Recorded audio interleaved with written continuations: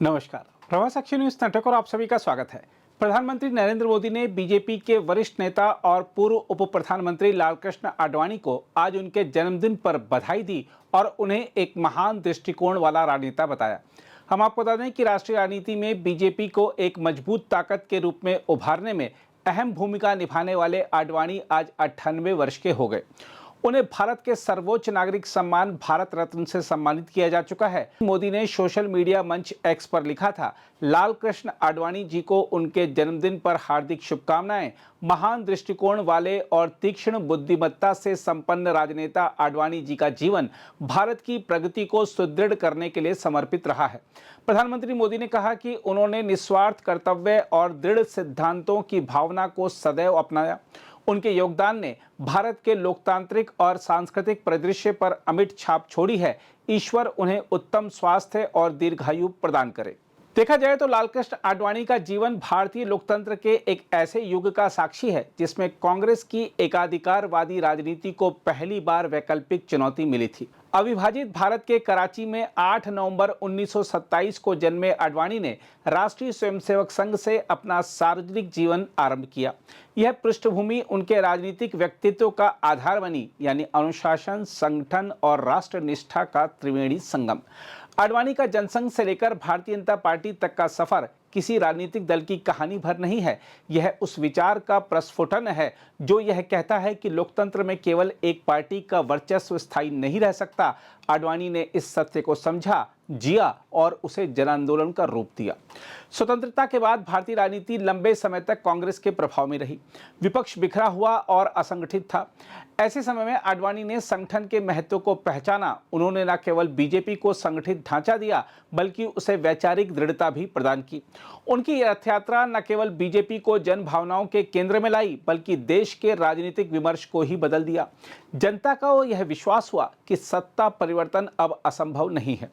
आडवाणी ने लोकतंत्र को जीवंत प्रतिस्पर्धा का रूप दिया। उन्होंने दिखाया कि विपक्ष केवल आलोचना तक सीमित नहीं रह सकता बल्कि उसे विकल्प बनना चाहिए, विचार का, नेतृत्व का और नीति का। यही उनके जीवन का सबसे बड़ा योगदान रहा। आडवाणी की सबसे बड़ी विशेषता यह रही कि उन्होंने संगठन को व्यक्ति से ऊपर रखा। उन्होंने नेतृत्व के भीतर सामूहिकता की भावना को पल्लवित किया। बीजेपी के विस्तार में उनका योगदान केवल राजनीतिक नहीं बल्कि सांस्कृतिक भी है। उन्होंने राष्ट्रीय चेतना को आधुनिक लोकतांत्रिक विमर्श से जोड़ा। आपातकाल के दौरान उनका संघर्ष लोकतंत्र की मर्यादा का प्रतीक रहा। जब कई लोग सत्ता के भय में मौन थे, तब आडवाणी ने असहमति को देशभक्ति का रूप दिया। यही साहस आगे चलकर बीजेपी के चरित्र का हिस्सा बना। आडवाणी की राजनीति में केवल संघर्ष नहीं, समावेश भी था। जब वह उप प्रधानमंत्री बने तब बीजेपी ने बहुदलीय गठबंधन के रूप में सत्ता संभाली थी। यह भारतीय राजनीति के परिपक्व होने का संकेत था। उन्होंने दिखाया कि राष्ट्रीय हित में मतभेद भी सहयोग में बदल सकते हैं। गठबंधन राजनीति की यह परंपरा भारतीय लोकतंत्र की स्थिरता की एक बड़ी गारंटी बनी।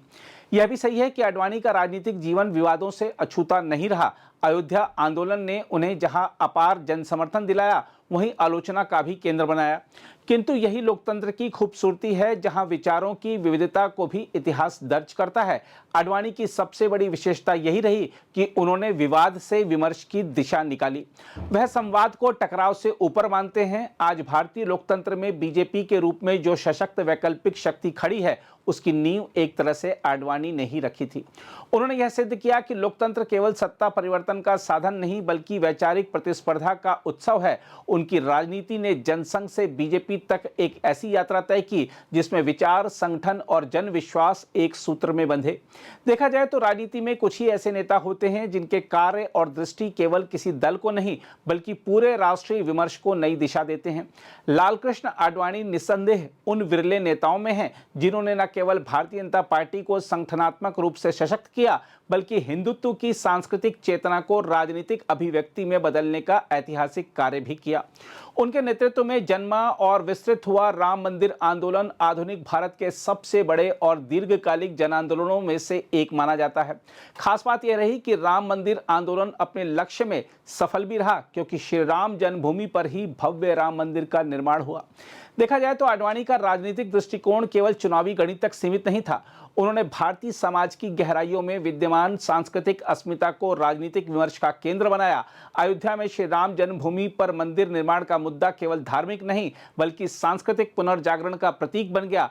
आडवाणी ने इसे राष्ट्र की आत्मा से जोड़ा और इसे राष्ट्रीय गौरव का प्रश्न कहा। उनकी 1990 की ऐतिहासिक राम रथ यात्रा जो सोमनाथ से अयोध्या तक चली, उसने हिंदू समाज को आत्मस्वर देने का कार्य किया। यह यात्रा मात्र राजनीतिक अभियान नहीं बल्कि भारत के सांस्कृतिक मानस को आंदोलित करने वाली यात्रा थी। जहां भी रथ पहुंचता वहां लाखों की भीड़ एक विचार से जुड़ने लगी, राम हमारे हैं, राम राष्ट्र के हैं। यही वह बिंदु था जिसने बीजेपी को विचार की पार्टी से जन आंदोलन की पार्टी बना दिया। साथ ही 1980 के दशक में बीजेपी जब अपने आरंभिक चरण में थी तब वह महज 2 सीटों तक सीमित रह गई थी। ऐसे कठिन समय में आडवाणी ने पार्टी को सिद्धांतों से जोड़े रखने और संगठन को विस्तार देने की दोहरी भूमिका निभाई। उन्होंने जनसंघ की अनुशासन परंपरा को आगे बढ़ाया और पार्टी में विचारधारा को प्राथमिकता देने का संस्कार विकसित किया। बीजेपी के अध्यक्ष के रूप में उन्होंने सांगठनिक संरचना को नई ऊंचाई दी और बूथ स्तर तक कार्यकर्ता नेटवर्क को मजबूत किया। युवा मोर्चा और महिला मोर्चा को सक्रिय किया और विचार विस्तार के लिए पार्टी विद ए डिफरेंस की अवधारणा दी। यही संगठनात्मक शक्ति बाद में बीजेपी को राष्ट्रीय राजनीति का केंद्रीय स्तंभ बना गई। आडवाणी ने हिंदुत्व को कभी धार्मिक अवधारणा के रूप में नहीं देखा। उन्होंने इसे राष्ट्रीय पहचान का सांस्कृतिक बोध कहा, यानी एक ऐसी चेतना जो भारतीयता को एक सूत्र में बांधती है। उन्होंने तर्क दिया कि हिंदुत्व भारत के जीवन मूल्यों का प्रतीक है जो सहिष्णुता, समरसता और आध्यात्मिकता का संगम है। यही दृष्टिकोण उन्हें एक सांस्कृतिक राजनेता के रूप में अलग करता है। उन्होंने सकारात्मक राष्ट्रवाद की अवधारणा प्रस्तुत की जो किसी के विरोध पर नहीं बल्कि अपने गौरव के पुनर्स्थापन पर आधारित थी। आडवाणी की रामरथ यात्रा, स्वर्ण जयंती यात्रा और भारत गौरव यात्रा सिर्फ राजनीतिक आयोजन नहीं थे, वे संवाद के साधन थे जिनसे बीजेपी ने जनता के बीच अपनी वैचारिक उपस्थिति दर्ज कराई। इन यात्राओं ने बीजेपी को उत्तर से दक्षिण, पूर्व से पश्चिम तक एक अखिल भारतीय पार्टी के रूप में स्थापित किया। 1990 की रथ यात्रा में जहां बीजेपी को एक सांस्कृतिक मिशन मिला, वहीं 1997 की स्वर्ण जयंती यात्रा ने पार्टी को प्रशासनिक और शासन के विकल्प के रूप में प्रस्तुत किया। यह यात्रा संस्कृति आज भी बीजेपी की जनसंपर्क परंपरा में दिखाई देती है। लालकृष्ण आडवाणी का योगदान केवल एक आंदोलन की सफलता या एक पार्टी के उत्थान तक सीमित नहीं है। उन्होंने भारत की राजनीति को विचार की राजनीति बनाया, जहां भावनाएं, सिद्धांत और संगठन एक साथ चलते हैं। उनके रथ ने केवल सड़कों की यात्रा नहीं की बल्कि भारतीय मानस की यात्रा की। विश्व की सबसे बड़ी राजनीतिक पार्टी बन चुकी बीजेपी की वैचारिक जड़ें और सांगठनिक ताकत दोनों की नींव आडवाणी जैसे दूरदर्शी नेतृत्व ने ही रखी। उनकी यात्रा हमें यह सिखाती है कि राजनीति केवल सत्ता की सीढ़ी नहीं बल्कि जन चेतना का माध्यम भी हो सकती है। लालकृष्ण आडवाणी भारतीय राजनीति के वह अध्याय हैं जिन्होंने विचार को आंदोलन और आंदोलन को राष्ट्रीय नीति में रूपांतरित किया। बहरहाल, भारत रत्न लालकृष्ण आडवाणी का जन्मदिन हमें केवल एक वरिष्ठ नेता की उपलब्धियों की याद नहीं दिलाता बल्कि यह भी स्मरण कराता है कि लोकतंत्र में विचारों की जीवंतता कितनी आवश्यक है।